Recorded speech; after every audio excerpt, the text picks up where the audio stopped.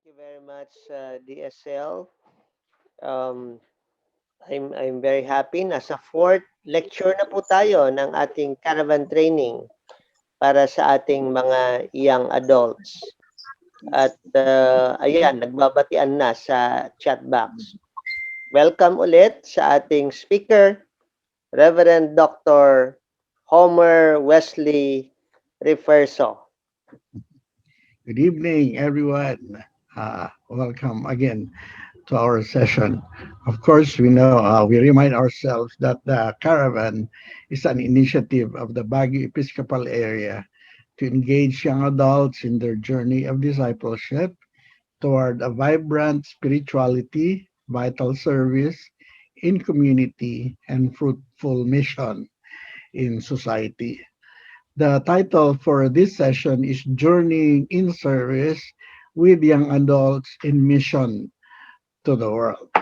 So last time we journeyed with young people with the church. Now we journey with young adults in service to the world. The objectives for this session is for young adults to form a Christian conscience and embrace the mission of Christ. First, second, to practice the gospel values of justice and peace in building the kingdom of God. And third, to bring about transformation of society by engaging in service to the less fortunate. So this session is about journeying in mission to the world. Okay. Our gathering song is Pananagutan.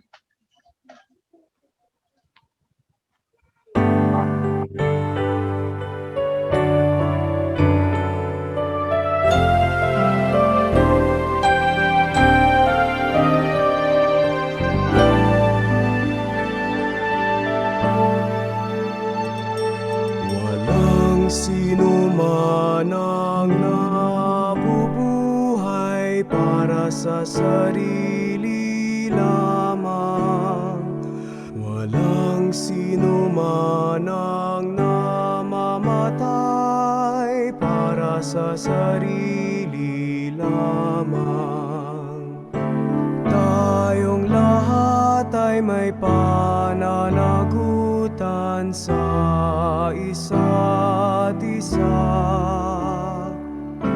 Tayong lahat ay tinipon ng Diyos na kapiling niya.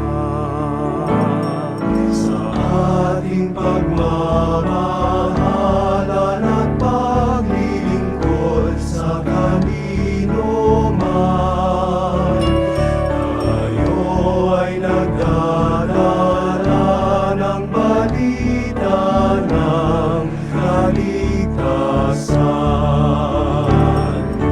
Tayong lahat ay may pananagutan sa isa't isa.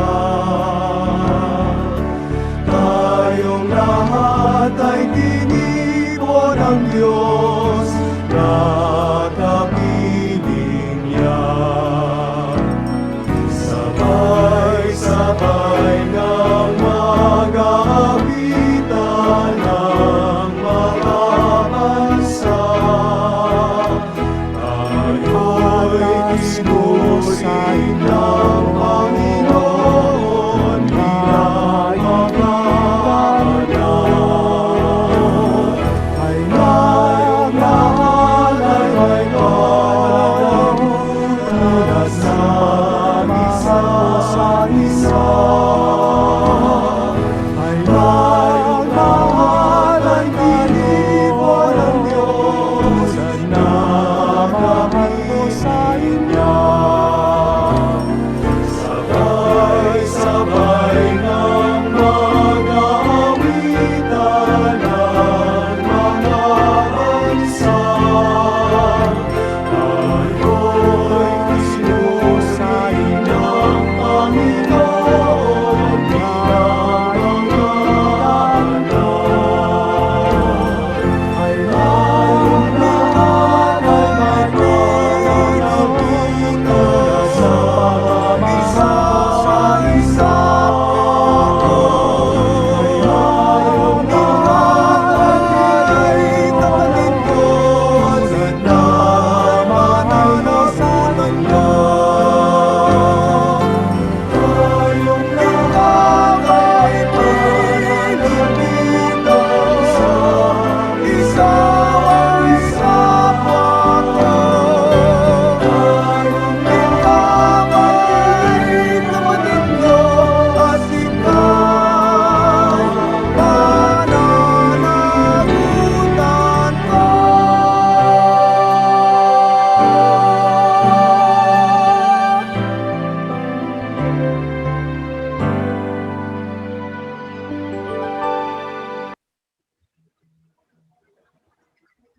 The service of young adults. The challenge of faith is to be a credible witness to the power of the gospel in the world today.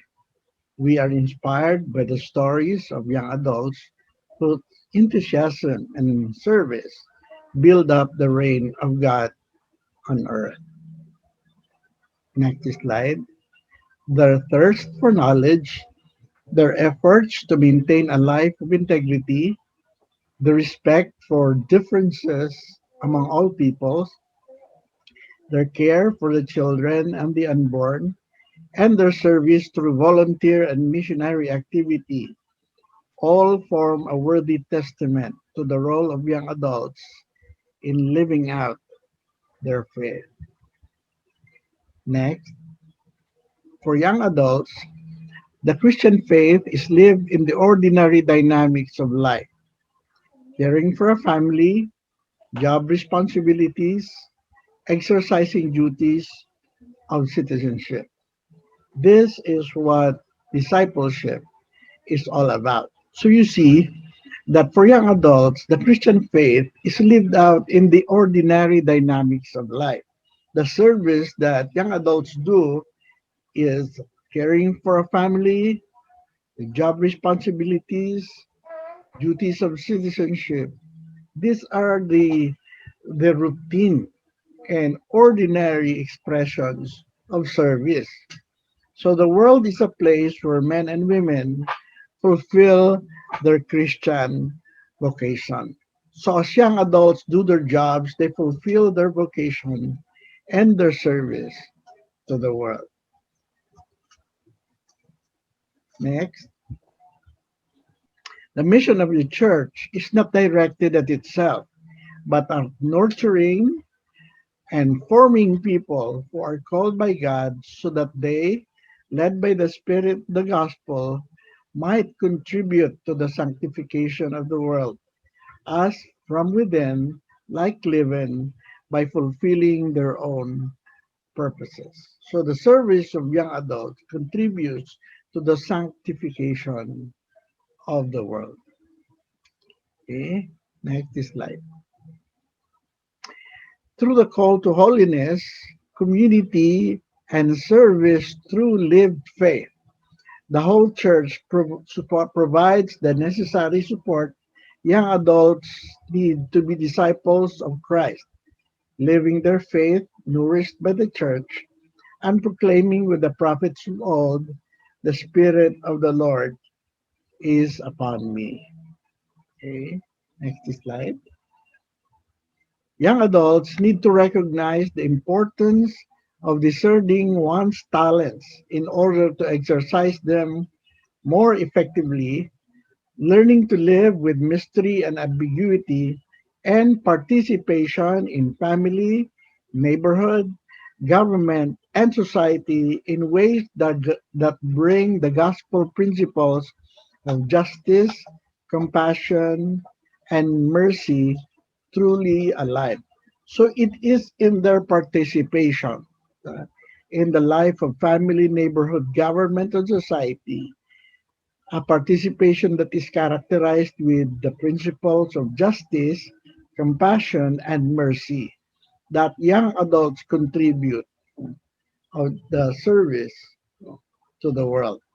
These aspects of Christian maturity call all men and women to an understanding that we are called to be faithful, not necessarily successful.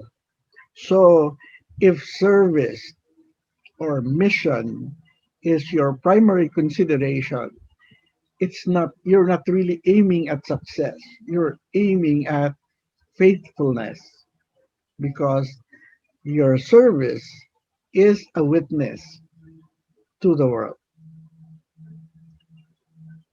Okay, so let's look at Luke 4:18 to 19 and Isaiah 61, 1 to 4. Okay, Luke 4:18 to 19. The Spirit of the Lord is upon me, for he has anointed me to bring good news to the poor. He has sent me to proclaim that captives will be released, that the blind will see, that the oppressed will be set free, and that the time of the Lord's favor has come. Okay, Isaiah 61. The Spirit of the Sovereign Lord is upon me, for the Lord has anointed me to bring good news to the poor. He has sent me to comfort the brokenhearted and to proclaim that captives will be released and prisoners will be freed. Next slide. He has sent me to tell those who mourn that the time of the Lord's favor has come, and with it the day of God's anger against their enemies. To all who mourn in Israel, he will give a crown of beauty for ashes, a joyous blessing instead of mourning, festive praise instead of despair. In their righteousness they will be like great oaks that the Lord has planted for his own glory. They will rebuild the ancient ruins, repairing cities destroyed long ago. They will revive them, though they have been deserted for many generations. So, if you look at this text, no, what is the mission for those anointed by the Spirit of the Lord? These two texts are very explicit. The Spirit of the Lord is upon me, for he has anointed me, okay, to preach good news to the poor, bind up the brokenhearted, liberty to the captives. The question is, how would young adults do this mission to preach good news to the poor? What good news can they bring to the poor? How can they bind the brokenhearted? How can they give liberty to the captive? That is the service that young adults do to the world. And the third question is, what services would young adults offer to build up ancient ruins and repair the devastation of many generations? When you refer to devastations, you can look at drug addictions, alcoholism, abortion, uh, gun violence, all sorts, no? It brought devastation to generations. So, what? How would young adults do service to build up the ancient ruins or to repair the devastation of generations?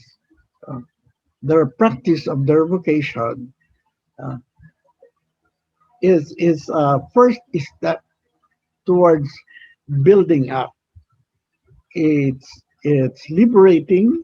It's not only the good news is not only liberating, but the good news of service that young adults do is to build up and repair the devastation of generations. Okay, so these questions are good for reflection among young adults in their mission to the world. Now we go to the next slide. So the objectives in journeying with young adults to the world. Okay, when we journey with the young adults in mission to the world, the first objective is forming a Christian conscience. Ah, tandaan natin na ito mga dumaan na sa pagkakabataan. Oh, and of course, you know that adolescence is the age of exploration. But when you become young adult, you would have formed a Christian conscience. We cannot underestimate the role of the laity as the evangelizers of society through home and work. Faith communities have a responsibility to prepare and support the laity in this task, and conscience formation is one of the most important aspects in ministry today. Okay, so The first objective is to form a Christian conscience, no? So that young adults can become the evangelizers, no, of society. Next slide.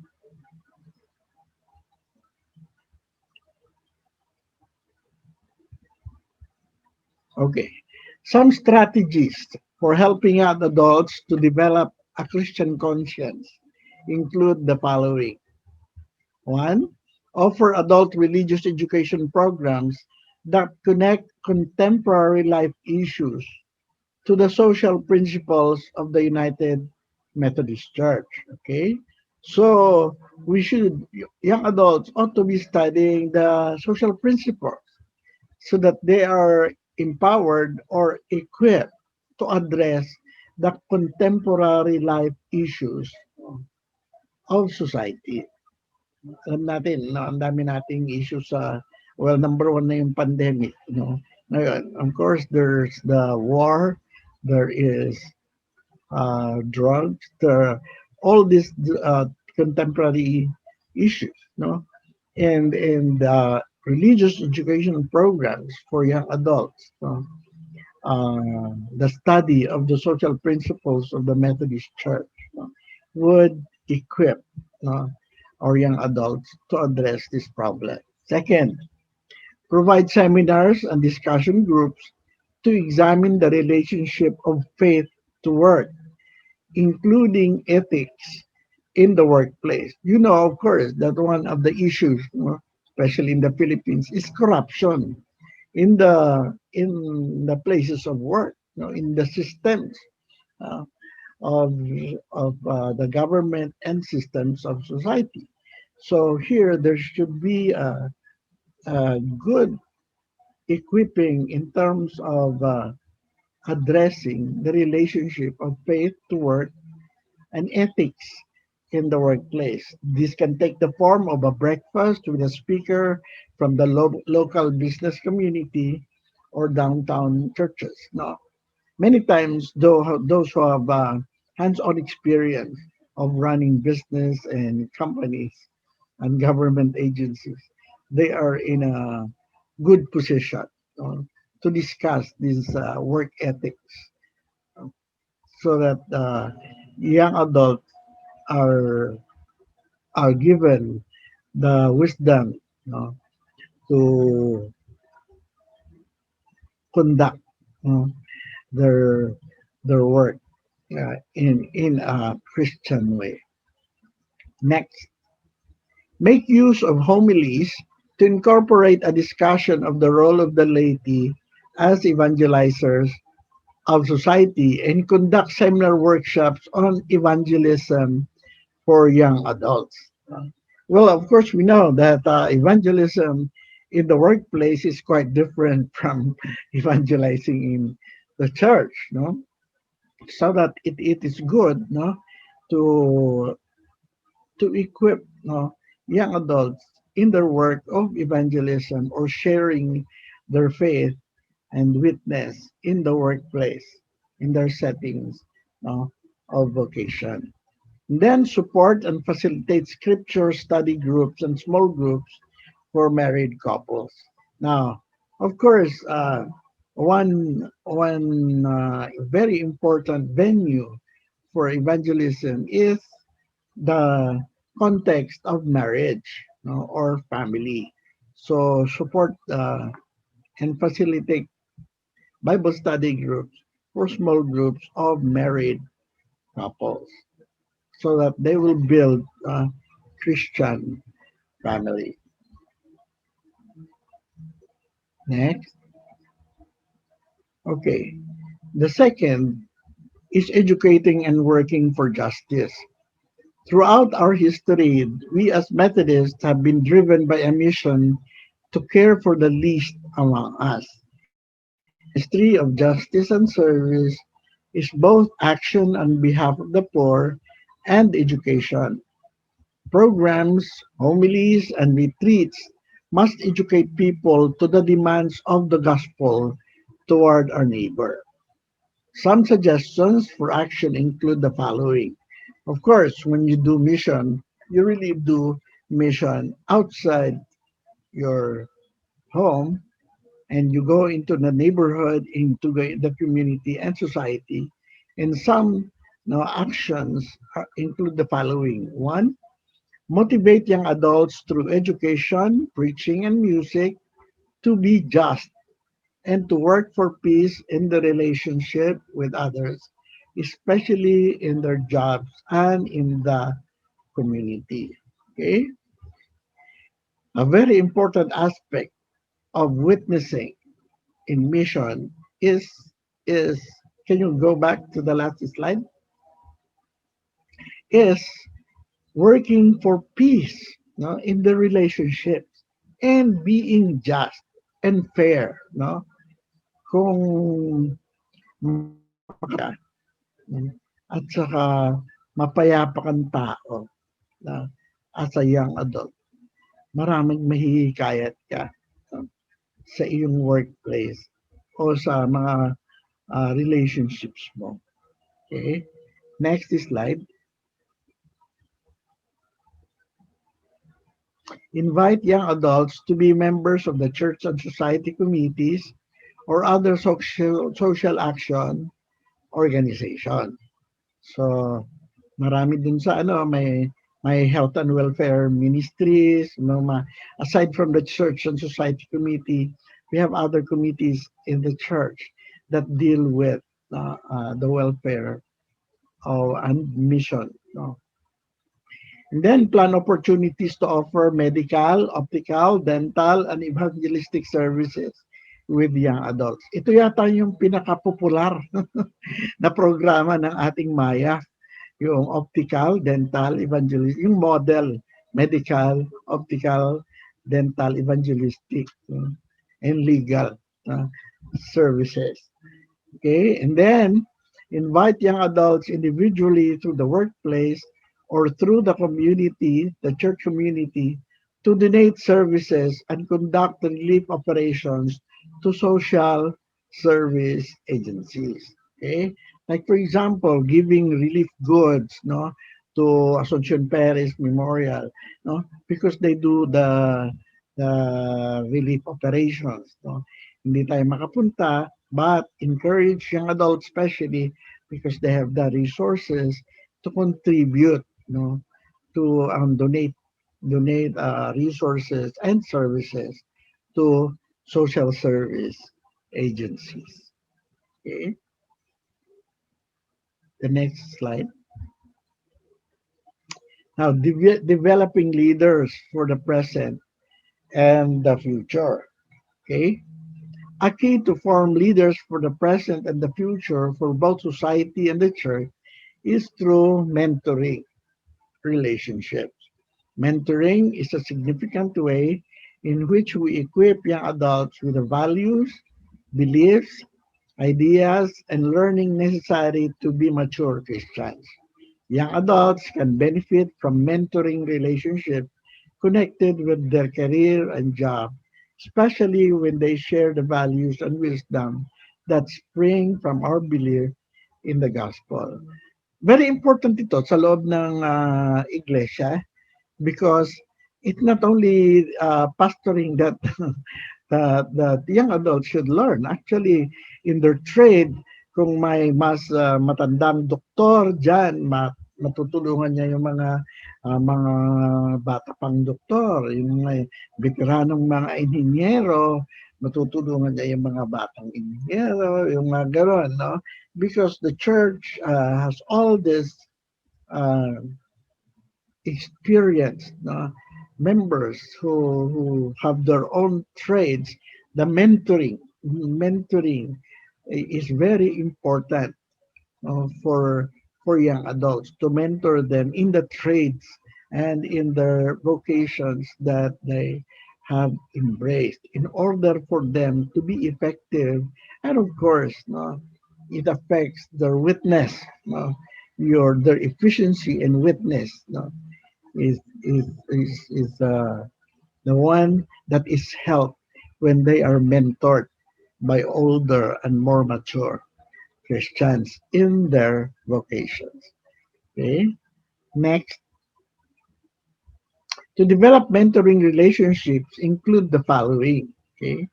Establish a committee to connect older and younger adults in like professions in mentoring relationships. That's exactly what I was trying to say earlier.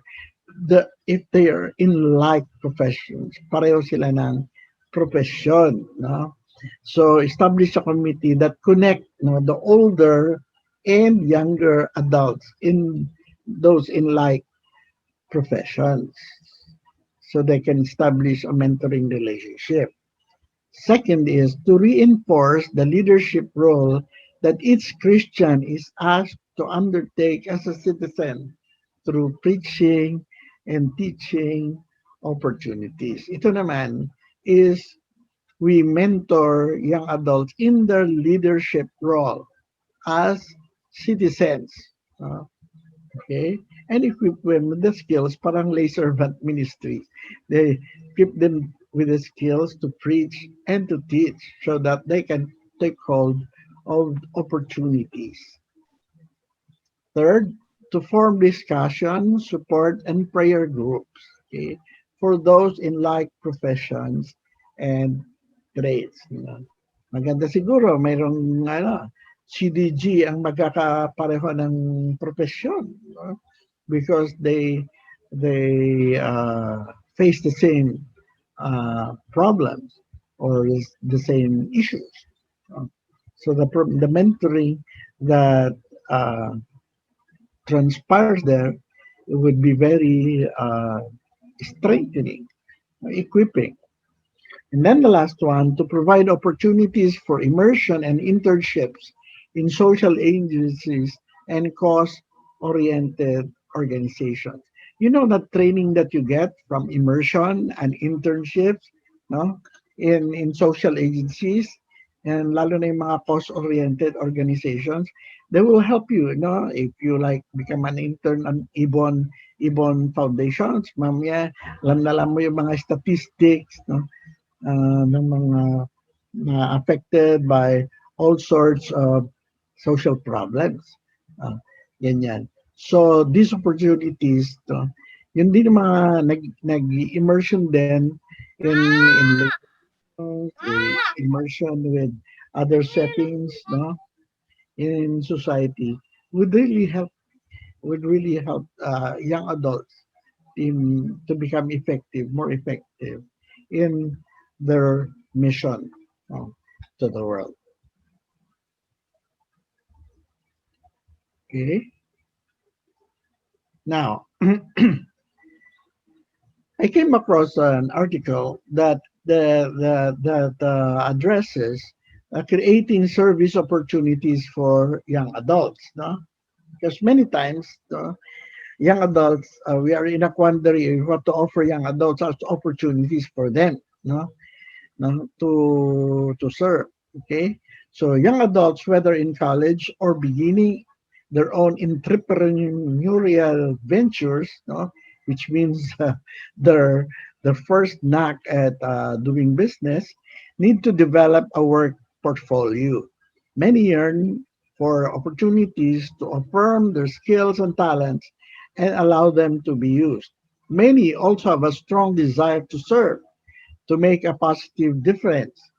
You can provide these young people with a valuable work experience while letting them contribute to the church and the community. Okay, next slide. The first one is get it done summer. No? Marami yung mga young graduates, yung mga young adults, early 20s, no? Or those looking for a job. Many young people are familiar with short-term missions. Why not develop a to-do list of local mission projects? No? Halimbawa, magre-repair ng parsonage, o kaya may reforestation, planting trees, or ngayon also yung mga gardening, plantito, plantita, yan, no? Start with members of the congregation and then extend it to the community with online submission forms, no, and invite retirees in the congregation to mentor the young people. So Sometimes yung mga malapit sa mga bundok, no, reforestation, yung mga pag ano ng ilog, no, yung paglilinis ng rivers, mga ganyan, no. So these are short term na effort, but helping the community. Okay, next. Local midday missions. Almost every community has mission agencies that can use help during the week. Find out about good service opportunities from organizations that connect good people to great local causes. Ito, familiar sa atin to. Ask organizers of community pantry. No, young adults can really involve in establishing and helping out community pantries, no? Soup kitchens, no? Uh, doon sa Central UMC, mayroong feeding the street people. No? Homeless shelters and at-risk youth centers, mga youth centers for street people, about their needs. Keep a list of places for youth and young adults to volunteer. Let them contact the ministry. Okay, next. Story, this one is very interesting. Story archive project. If you have some budding historian, sociologist, or journalist, ask them to build a story archive for the local church. All churches, no matter the age or size, have a history, and the people of the church have stories to tell. The young adults might compile a history of the church and produce a book. This is a very worthwhile project for young adults, especially those who write well. No? Another option is collecting a series of audio and video interviews with church members, no? No, hindi naman kailangang written lang ang church history. They can be audio and video. No, you interview the older members of the church, and then you're able to recreate, no, the history of the local church. Next slide. And members can tell their stories of the church, of the people of the church, and of their own spiritual life. When members are gone, you will have a library full of interviews providing memorable recollections.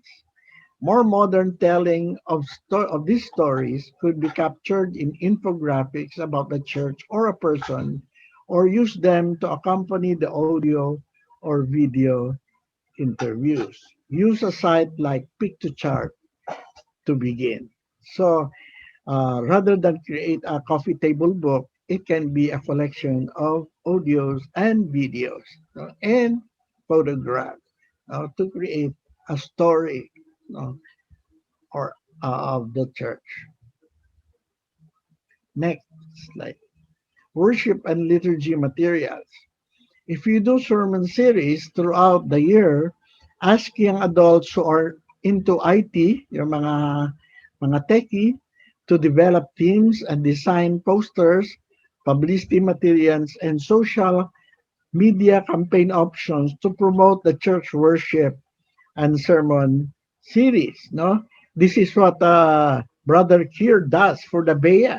Yung, yung every Sunday worship, and also the weekday midweek services. No, yan, yung GIG. No, these are worship and liturgy materials that are IT, no, IT based, for promotion in social media. Um, they can also make PowerPoint presentation of liturgies for every season of the church calendar. This is a very important contribution that young adults can make, no? Especially those who are graduates of IT, no? Information technology. They can make PowerPoint presentations for the worship and liturgy of the church. Okay? And the fifth one is songwriting workshop. Commission a gospel songwriter to train musically inclined youth and young adults to compose gospel music. Commit some money to this project. The results will be fresh, new songs for worship in church that appeal to people's feelings and sentiments and may attract the younger generation to attend worship. So young adults can really contribute to the worship life of the church. You train them to compose music, and not only music, even writing prayers, or writing other parts of the worship service, so that the worship becomes more relevant to the congregation. I think that ends the lecture for tonight. The memory verse is, "Truly I say to you, as you did it to the least of these my brothers, you did it to me." This one of the parables, from the parables of Jesus Christ, the parables of the kingdom. And our closing hymn is "Sa Dulang ng Ama" by Gary Granada.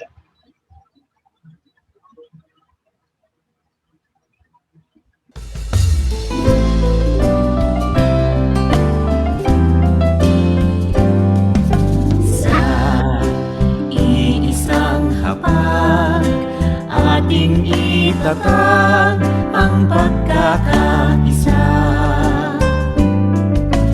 Ang sisid lang basag, ating ilapag sa dulang ng Ama.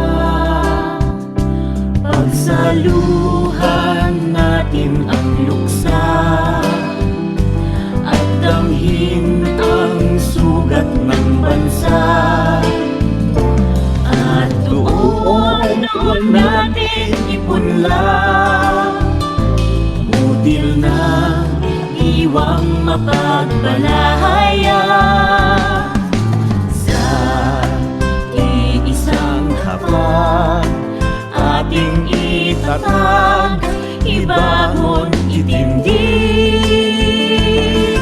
sa dulang ng katotohanan, sa sahig ng katarungan.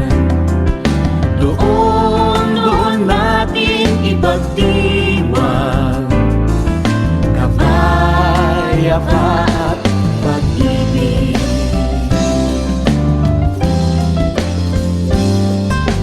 Sa iisang hapag, ating itatag ang pagkakaisa. Ang sisid lang basag, ating ilapag sa dulang ng Ama. Pagsaluhan natin ang luksa at damhin ang sugat ng bansa. At doon natin ipunla, butil na diwang mapagmalahaya. Sa iisang hapag, ating itatag, ibangon, itindig sa dulang ng katotohanan, sa sahig ng katarungan. Doon natin ipagdiwang kapayapaan at pag-ibig.